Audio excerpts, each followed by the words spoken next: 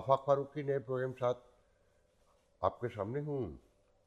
Monday का दिन है, अर्ली मॉर्निंग है और मैं डैलस में हूँ।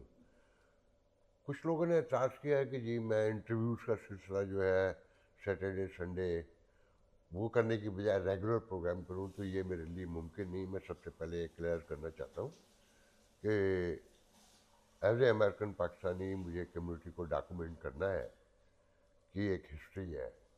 रेगुलर प्रोग्राम एक जैसे ही होते हैं सबके, वो मेरे हों या किसी के हों। जो मुल्क के हालात हैं, दुनिया के हालात हैं, उसमें कोई बड़ी तब्दीलियाँ नहीं आ रही हैं। उसी में अपडेट होता रहता है। जो कुछ भी हो रहा है, जो आज के हालात हैं, कल उसमें कुछ अपडेट हो जाएगा। और वही एक रोना कि एक बखिया उधेड़ा एक सिया, यूँ उम्र बसर कब होती है। इसके अलावा तो कुछ नहीं है ना। बहरहाल आते हैं प्रोग्राम की तरफ। देखें जी, जो सबसे बड़ी खबर है मेरे नज़दीक वो महारंग बलोच को गिरफ़्तार करने की है। ये इमरान खान की गिरफ़्तारी के बाद रियासत की हुकूमत की दूसरी बड़ी संगीन तरीन गलती है बलूचिस्तान के मामले में। इस पर 2 मिनट बात करेंगे। फिर आप बलूचिस्तान में ही देखें कि आज 14 दिन हो गए ट्रेन सर्विस बहाल नहीं हो सकी। ये एक एटमी सेटल रियासत जिसे तस्वुर किया जाता है, बताया जाता है, ये हालात हैं इस मुल्क के। और फिर जो 23 मार्च को तमाशा लगा है, उस पर तो मैं पहले ये कहूँगा कि जैसा मुल्क लड़खड़ा रहा है वैसा ही आपका सदर लड़खड़ा रहा है। और सदर और मुल्क दोनों एक जैसे हैं। सदर को समझना हो तो मुल्क को देख लें, मुल्क को देखना हो तो सदर को देख लें कि लागर, कमज़ोर, हकलाता हुआ गिरता पड़ता सदर, गिरता पड़ता मुल्क। और फिर जिस तरह से तमगे बटे हैं, अंधा भी रेवड़ियाँ ऐसे नहीं बांटता। वो भी टटोल लेता है, वो भी समझ लेता है कि जब वो किसी में कोई सलाहियत कम हो तो अल्लाह को एक एक्स्ट्रा ऑर्डनरी सलाहियत भी दे देता है कि वो समझ सके, वो भी अपनी ज़िंदगी को गुजार सके और मामलात को परख सके। मगर यहाँ आप नोट करें कि इंटरपोल को जो लोग मतलूब हैं, जिनको लूट मार के हवाले से जाना जाता है, उन्हें तमगे दिए जा रहे हैं।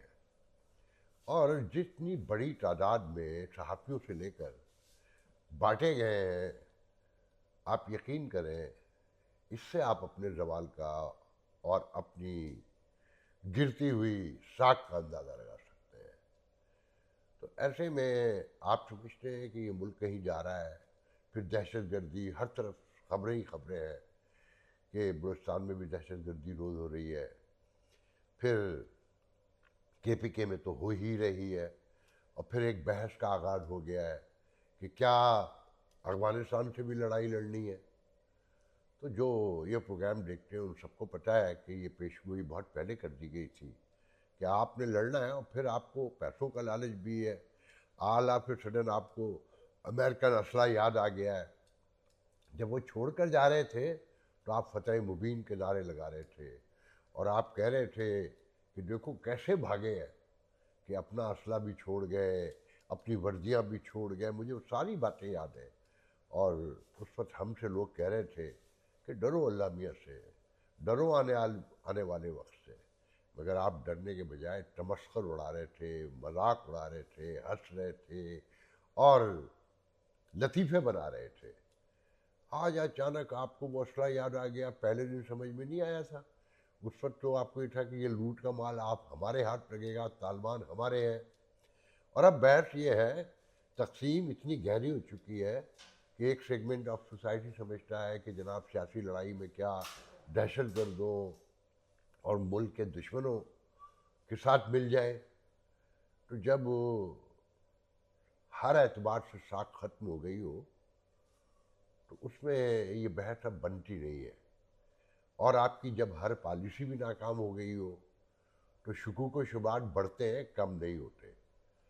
आपकी कोई एक पॉलिसी आज तक उससे कोई फ्रूट नहीं मिला, उससे नुकसान हुआ, उससे जहर बोया, उससे लाशें उठाई गई اور آپ غلطی پہ غلطی کیے جاتے ہیں، اور پھر اسٹیٹس کو بچانے کے لیے جو سارے سیگمنٹ آف اسٹیٹ جنہیں کہتے ہیں، چاروں ستون جس بے طرح لگے ہوئے ہیں اور کوشش کر رہے ہیں کہ یہ کنٹینیو ہو جائے، یاد رکھیں اب یہ کنٹینیو نہیں ہوگا۔ تحریک انصاف کیا کہتی ہے میں اس پہ بحث نہیں کروں گا، مگر عام آدمی بھی اب یہ سمجھتا ہے کہ اب آپ کنٹینیو نہیں کر سکتے۔ یہ کبھی کوئی اس طرح بات نہیں کرتا تھا کہ پوری ریاست کی آرمی اسٹیبلشمنٹ، بلکہ کھل کے کہنا چاہیے کہ وقار، ساکھ، احترام، عزت ہوا ہو چکا ہے، اور کوئی اچھے الفاظ میں اب یاد نہیں کرتا۔ آپ ترانے بجائے جائیں، 23 مارچ کو اور کھینچ لیں جتنا کھینچ سکتے ہیں، لمبا کر سکتے ہیں، مگر پھر جب اسی 23 مارچ پہ آپ اپنے صدر کو چلنے میں مجبور کرتے ہیں، جو بیچارہ چلنے سے مکمل معذور ہو چکا ہے، پھر اس کی تقریر بہت حیران کن تھی۔ بالکل ایسا لگتا تھا کہ پہلی کلاس کے بچے کو ایک سبق رٹا کر ٹیچر نے دباؤ ڈال کر کہا ہے کہ یہ تمہیں سب کے سامنے پڑھ کر سنانا ہے، اور وہ ذہنی دباؤ میں اگر کچھ یاد بھی تھا تو بچہ اٹک جاتا ہے، بھول جاتا ہے، ہکلا جاتا ہے۔ کیا تماشا لگایا ہے، اور کیسے راز کھل رہے ہیں، اور کیا کیا کیسے کیسے لوگوں کی صلاحیتیں سامنے آ رہی ہیں کہ سندھ میں جو لوٹ مار کا بازار گرم ہے، اور جو وحشت طاری ہے، اور جس بنیاد پر اس حکومت کو چلایا جا رہا ہے، اس کی روشنی میں جب وہ صدر صاحب کو، زرداری صاحب کو دیکھا جاتا ہے اور ان کی حالت پہ لوگ رحم نہیں کھاتے، پھر ایسے ایسے قصے ایسی پوسٹوں کے نیچے لگے ہوتے ہیں کہ خود شرم آ جاتی ہے، مگر انہیں بالکل نہیں آتی۔ وہ آخری موت زندگی تو اللہ تعالیٰ کے ہاتھ میں، کسی کو نہیں پتا کہ میں کل ہوں گا کہ نہیں ہوں گا، آپ ہوں گے کہ نہیں ہوں گے، مگر کواکب بھی تو کچھ بتاتے ہیں نا، ان کی بھوک بڑھ رہی ہے، کم نہیں ہو رہی۔ دولت کا اٹریکشن، طاقت کا اور فیم کا جو بھوت ہے، وہ یہ بتاتا ہے کہ آپ کہیں پر بھی جا کھڑے ہو، چاہے ایک لمحہ بھی آپ کے پاس نہ ہو، مگر وہ بھوت سب پر حاوی آ جاتا ہے۔ یہ دولت کا، چاہت کا اور فیم کا، طاقت کا یہ بھوت آپ کے سر پر اوریا ناچ رہا ہوتا ہے۔ تو ان حالات میں زندگی کو جب غور سے پاکستان کی زندگی کو، وہاں کے معاملات کو دیکھتے ہیں تو حیرانی کے سوا کچھ ہاتھ نہیں لگتا۔ ایک ہمارے دوست بھی ہیں، چھوٹے بھائی بھی ہیں، اسی ڈیلس سے گئے موو ہو کر واپس، سجاد اظہر، ہسٹورین کہوں گا اب میں، انڈیپینڈنٹ اردو میں ہوتے ہیں۔ انہوں نے انوائرمنٹ کے حوالے سے کسی ولاگ میں جو منظر کشی کی ہے کہ یہاں سے بہت بڑے پیمانے پر کوچ ہونے کو جا رہا ہے، کہ پانی نہیں ہوگا، جب ویدر 100 ڈگری سے اوپر کہیں ابل رہا ہوگا کہ جس پہ آپ چائے پکا لیں تو لوگ کیسے رہیں گے؟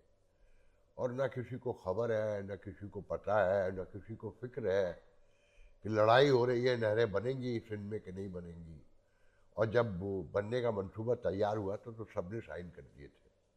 جب قوم پرست باہر نکلے تو ووٹ بچانے کے لیے، سندھ بچانے کے لیے نہیں، ووٹ بچانے کے لیے اب ڈرامے بازیاں کی جا رہی ہیں، مگر آنے والے دنوں کی کسی کو فکر نہیں ہے کہ 60,000 پہاڑ پہ موجود گلیشیئر جب پگھلیں گے تو کیسے کیسے طوفان آئیں گے، اور کیسے کیسے آبادیاں مسمار و ختم ہوں گی، اور پھر کیسے کیسے سوکھا پڑے گا، کسی کے علم میں نہیں ہے۔ وہ سجاد اظہر کا وہ پروگرام دیکھ کر روح بھی کانپ جائے، اور وہ اسی طرح بتا رہے تھے کہ یہاں کسی کو کوئی فکر نہیں ہے، کسی کو اندازہ ہی نہیں کہ آنے والے دن کیا ہے، کہ کبھی 7 دریا ہوتے تھے، تقسیم نے انہیں 5 کیا، 3 سوکھ گئے، 2 بچے ہیں، اور وہ بھی ختم ہونے کو ہے۔ آبادیوں کی آبادیاں، آپ سوچیں، تصور کریں، ویدر تو میں ابھی دیکھ کر آیا ہوں کہ کراچی میں نے 19 فروری کو چھوڑا تھا اور ایئر کنڈیشن 8 دن پہلے سے چلا رہا تھا میں.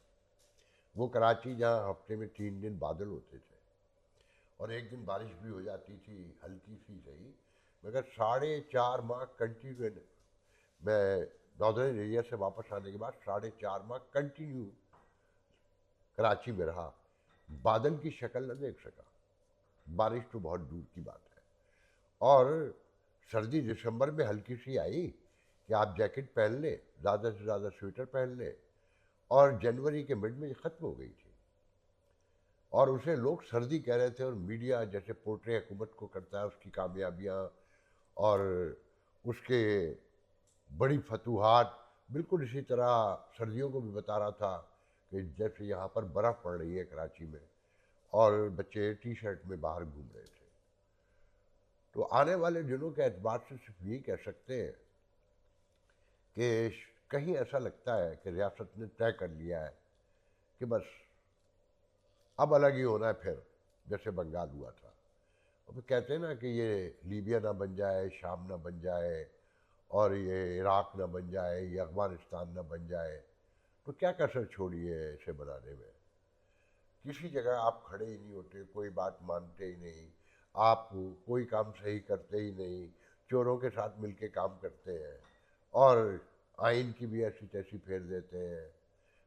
وہ آئین جو سب کو متحد رکھ سکتا تھا بہت سے تضادات کے باوجود، مگر آپ نے اس کی ایک شق پہ بھی عمل نہیں کیا کبھی، اور آپ دوسروں سے کہتے ہیں کہ تم سب کو اس پر عمل کرنا ہے ورنہ لاپتہ ہو جاؤ گے، گم ہو جاؤ گے، مار دیے جاؤ گے. کہ جیسے مارنگ نے کیا کیا تھا؟ احتجاج ہی کیا تھا نا. لوگ بھی مارے، لاشیں اٹھانے کی اجازت بھی نہیں دی، اور پھر اسے بھی گم کر دیا. مارنگ کو غائب کر کے آپ نے بلوچستان میں جلتی پر جو آگ پر تیل کہتے ہیں نا، تو سینکڑوں گیلن تیل ڈال دیا ہے. اور یہ آپ کو بہت کاسٹ کرے گا، اتنا کاسٹ کرے گا جس کا آپ کو اندازہ بھی نہیں ہے. بلوچستان میں خان سے زیادہ کاسٹ کرے گا. جیسے پاکستان میں خان آپ کو جیل میں رکھنے کے باعث کاسٹ کر رہا ہے، اور آپ پوری دنیا میں بے آبرو ہوتے پھر رہے ہیں کہ لوگ، میں تو حیران ہوں کہ کس طرح کی اب گفتگو ہوتی ہے اس فوج کے حوالے سے، اور یہ سمجھنے کو تیار نہیں ہے جتنی ان کی توقیر گرتی جاتی ہے، یہ اتنے نغمے ترانے 23 مارچ مناتے چلے جاتے ہیں. کون دیکھتا ہے اب 23 مارچ کو؟ یہ دیکھے گا تماشا لگا ہوا ہے کہ چوروں کو، ڈاکوؤں کو، مداح سراؤں کو، سب کو تمغے بانٹے جا رہے ہیں، ان کو ریوارڈ دیا جا رہا ہے، اور لوگ ہنس رہے ہیں، مذاق اڑا رہے ہیں، اور پوری دنیا حیرانی سے دیکھ رہی ہے. آپ نے میرٹ کو کہیں پہ بھی نہیں چھوڑا. ایک ایک نشانی ڈکلائن کی ایسی ایسی نشانی ہے کہ بالکل جیسے اب خدا کو چھو کے دیکھ لیا ہو کہ یقین ہو چلا ہے کہ آنے والے دن کیا ہوں گے، یہاں کیا ہونے جا رہا ہے، کچھ بچے گا بھی کہ کچھ نہیں بچے گا. کئی لوگوں نے میسج چھوڑے ہیں کہ آفاق بھائی آپ بتائیں کہ ٹھیک ہے اس اسٹیبلشمنٹ نے، فوج نے بنگالیوں کے ساتھ بھی ظلم کیا، سندھیوں کے ساتھ بھی کیا، بلوچوں کے ساتھ بھی کیا، پشتونوں کے ساتھ بھی کیا، اور اب پنجاب بھی شکایت خود کرنے لگا ہے جہاں سے اس فوج نے جنم لیا. تو کیا ان کی دشمنی میں اب وہ بلوچ دہشت گردوں اور افغان دہشت گردوں کا ساتھ دیں؟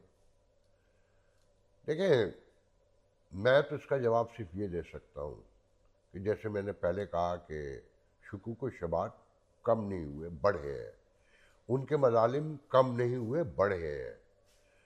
اس روشنی میں جب معاملات کو ہم غور سے دیکھتے ہیں تو ایک تو یہ پہلے سمجھ لیجئے کہ ان کی غیر سنجیدگی کا عالم یہ تھا کہ محسن نقوی کو وزیر داخلہ بنایا گیا، جو کہتا ہے کہ ایک ایس ایچ او کی مار ہے، جس پر حامد میر نے کمال جملہ کہا کہ ایک ایس ایچ او کی مار تھے جو لوگ، ان کے لیے نیشنل سیکیورٹی کانفرنس بلانا پڑی اور سر جوڑ کر بیٹھنا پڑا.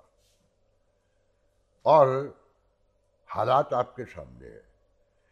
ان کے آپریشن سے کیا فاٹا میں یا کے پی کے میں یا بلوچستان میں 4 آپریشن سے کوئی حالات درست ہوئے کبھی؟ کیا بغاوت ختم ہوئی یا دہشت گردی ختم ہوئی؟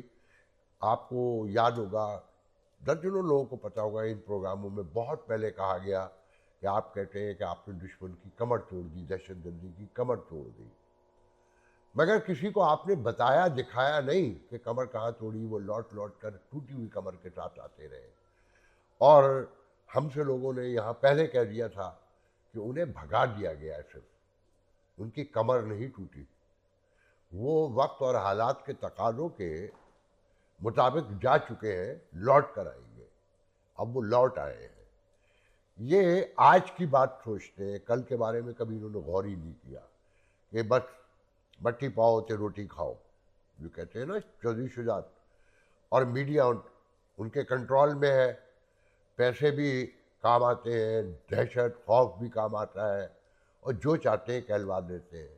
کتنے لوگ ان علاقوں میں گئے تھے، صحافی، انویسٹیگیشن جرنلزم کہیں آپ نے دیکھی ہو کہ جب آپریشن ہو رہے تھے KPK میں اور یہ کہا جا رہا تھا کہ دہشت گردی کی کمر توڑ دی، وہی صحافی جاتے تھے نا جن کو اب ایوارڈ دیے جا رہے ہیں، یا ہمیشہ سے انہی کی آنکھوں کا تارا رہے. ایک دو نے بغاوت کر دی خاطاب کے چکر میں.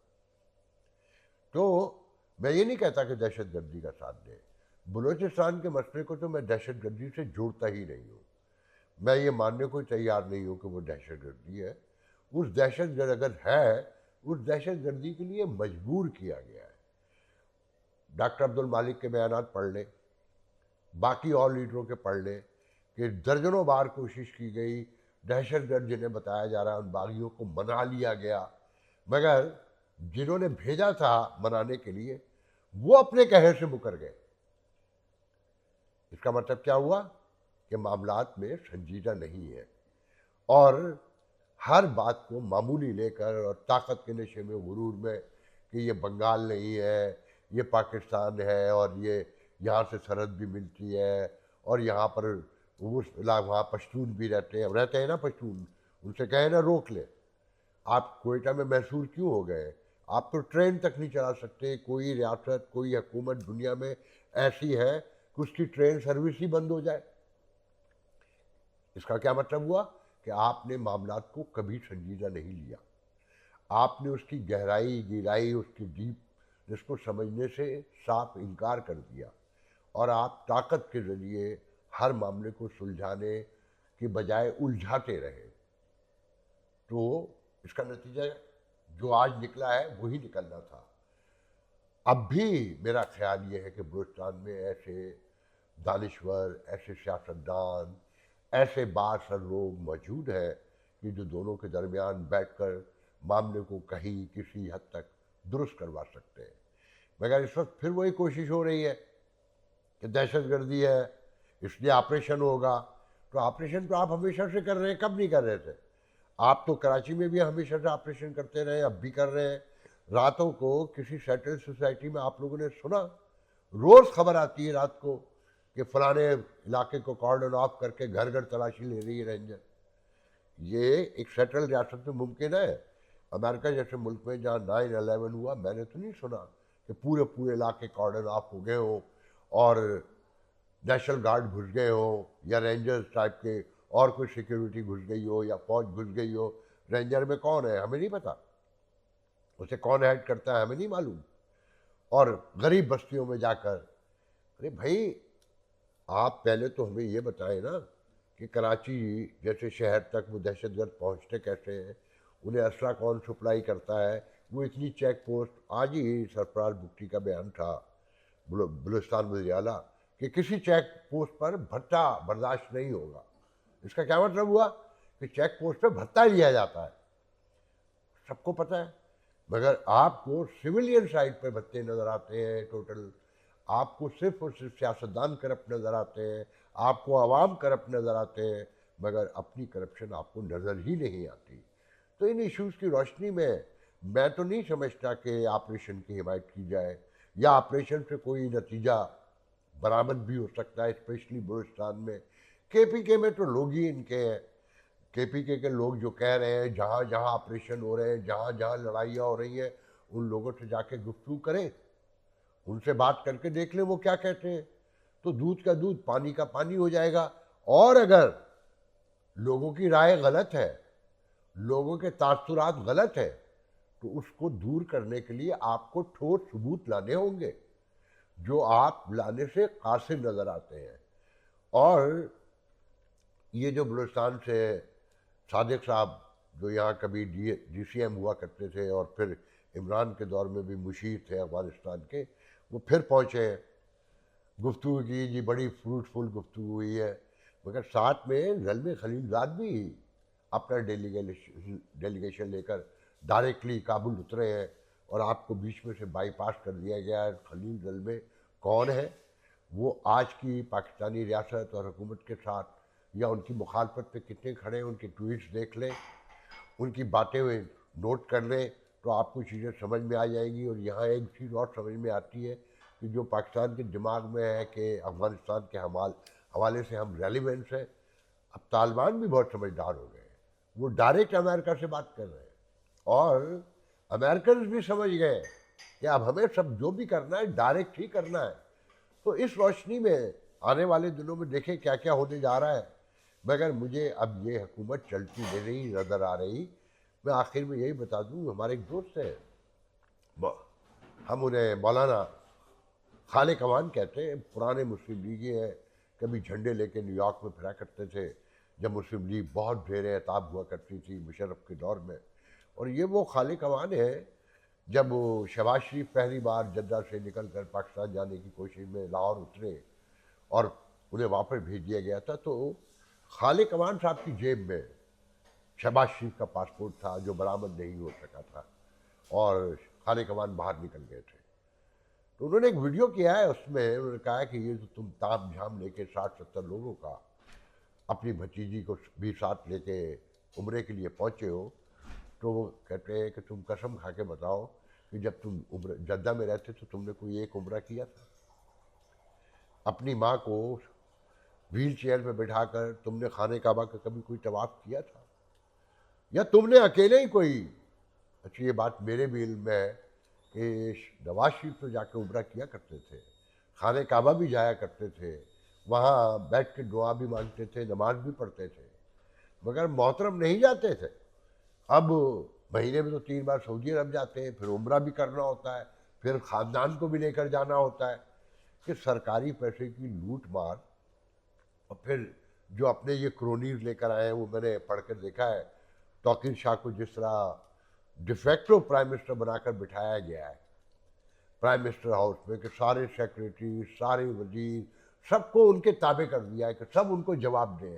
توقیر شاہ کون ہے، ان پہ کیا کیا الزامات لگتے رہے، وہ ان کے کتنے قریب ہیں، وہ سب معلوم ہے اور آئندہ بھی معلوم ہوتا رہے گا.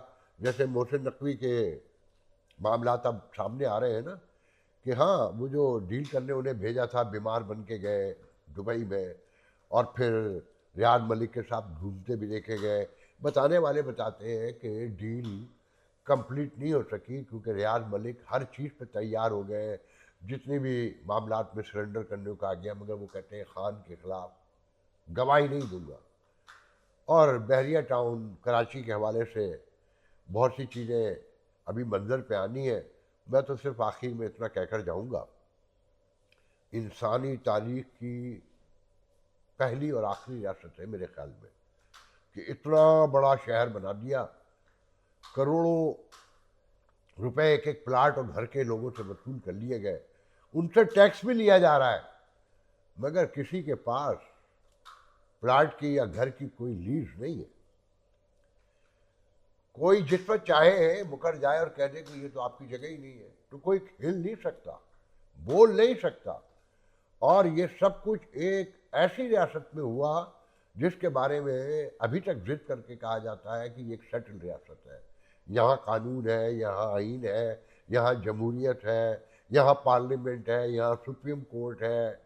مگر ایک شخص کو فیور کرنے کے لیے آئین کی، قانون کی، انصاف کی اور زندگی کے ہر معاملے کی دھجیاں اڑا دی گئی اور کوئی بولا بھی نہیں. آج اس سے ناراضگی پیدا ہو گئی ہے تو اسی کو یوز کیا جا رہا ہے. جو غیر قانونی حرکتیں انہوں نے کی انہی لوگوں کے ساتھ مل کے جو آج قانونی راستے بتا رہے ہیں. مجھے آج کے لیے اجازت دیجیے، انشاءاللہ کل آپ سے گفتگو ہوگی. اللہ حافظ.